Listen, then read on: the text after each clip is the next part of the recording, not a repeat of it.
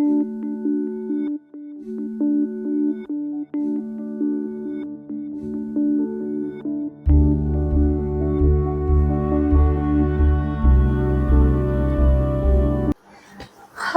Everyone. और जो topic है कि role of the family members for the mothers who have delivered the baby just now. तो पता है कि ज़िंदगी में जब हम फैमिली जब बोलते हैं तो फैमिली में सब शामिल होते हैं, घर वाले, पेरेंट्स होते हैं, उनके साथ-साथ बच्चे होते हैं और उनके इन-लॉज़ हो गए या तो उनके अपने मम्मी-पापा सब।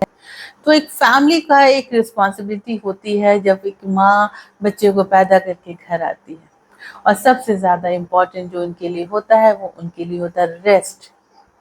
प्लीज़ वो जो पहले ज़माने में मैंडेटरी बेड रेस्ट तो नहीं बोलते लेकिन मैंडेटरी रेस्ट घर के काम से आज़ादी और उसके बाद उनको आराम से सुकून से खाना-पीना खाना, रेस्ट लेना और सोना बहुत ज़रूरी होता है।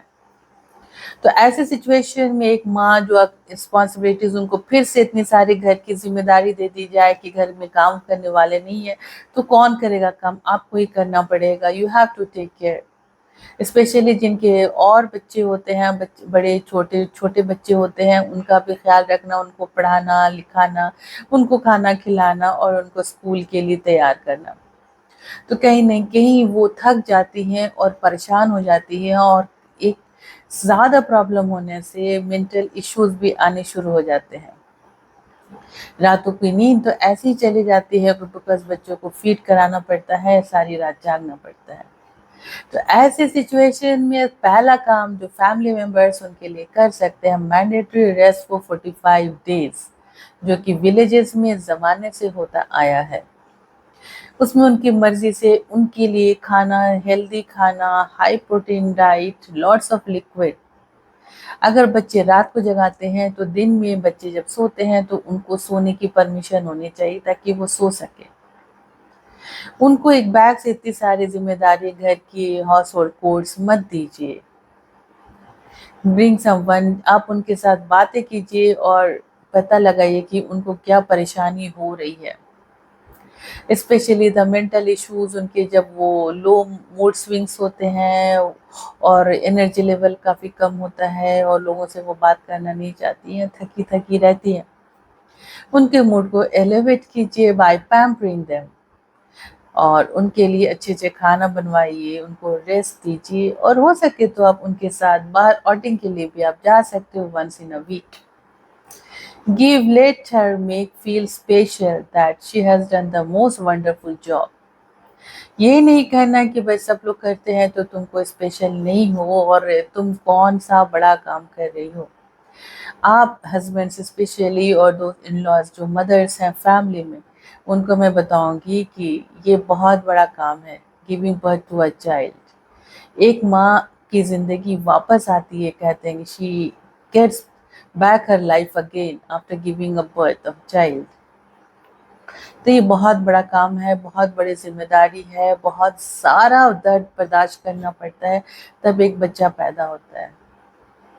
स्पेशली दोज़ मदर जिन्होंने सिज़ेरियन सेक्शन किया है, उनको मैं ज़रूर बोलती हूँ कि हर घंटे में अगर आप फीडिंग करा रहे हो तो 20 मिनट्स का रेस्ट लो।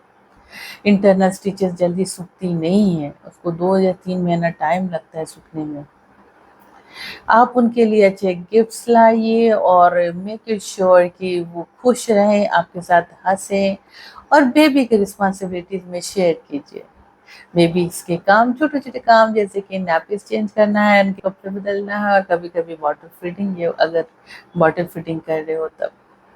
बेबी के साथ बातें कीजिए और मेक अ कपल गोल जहाँ पे आप तीनों एक साथ वक़्त गुज़ारें और शेयर करें, एक-दूसरों के साथ बातें करना बहुत ज़्यादा ज़रूरी है। Try to ponder in the each one's heart कि आपको क्या प्रॉब्लम्स हो रही है, प्लीज़ आप शेयर कीजिए। ये सबसे ज़्यादा इम्पोर्टेंट चीज़ है। ऑन द सेम टाइम फिर उसके अलावा और क्या केयर है जो कि 3 मंथ्स के बाद ये तो मैंने बताया कि तुरंत-तुरंत आपको क्या-क्या ख़्याल रखना है, उनके खाने-पीने का, उनके रेस्ट का, उनके एनर्जी लेवल को मेंटेन करने का, उनके मेंटल हेल्थ का। आप लोग एक साथ उनके साथ खड़े रहिए, कुछ रेस्ट दे दीजिए और उनके लिए बहुत बड़ी चीज़ होगी आप जो गिफ्ट लाओगे, उससे बड़ी चीज़ अगर आप उनको सुकून की ज़िंदगी कुछ पल के लिए मिल जाए।